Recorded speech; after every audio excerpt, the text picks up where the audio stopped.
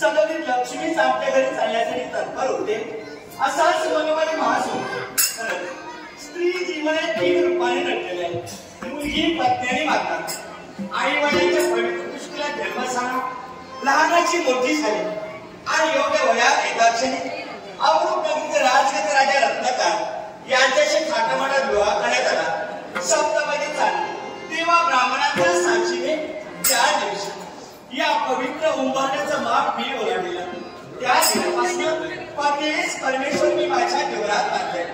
एवढं सांगेल तर ज्या व्यक्तीच्या नावाने कंठी मणिमंगळसूत्र धारण केले, पोटभर करून ज्या व्यक्तीच्या नावाचं नाव आहे, हाती सत्यसावित्रीचा हिवाचुरा धारण केला, त्या व्यक्तीचा मान सन्मान राखावा स्त्री कर्तव्य आणि त्या स्त्री कर्तव्याला आजपर्यंत महाराणी रत्नमाला केव्हाही चुकली नाही.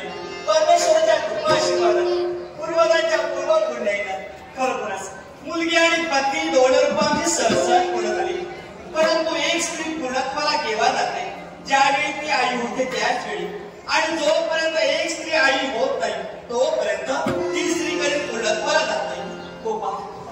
हे भगवंता, आजपर्यंत मी तुझी एक निष्ठेने भक्ती केली, परंतु माझा तिसरा मन तू कुठल्या प्रकारे पूर्ण केलंस तर आल्या वेगळ्या पद्धतीने.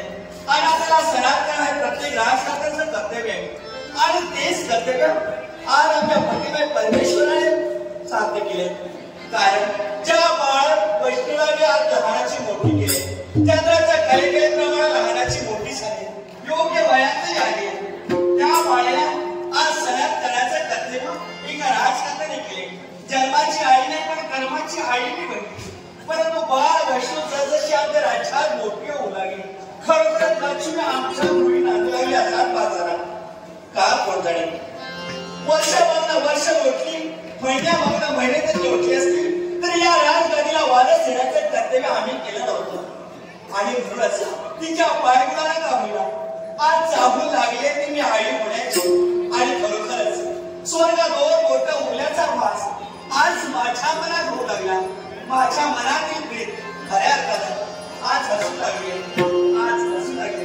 मी मनात असं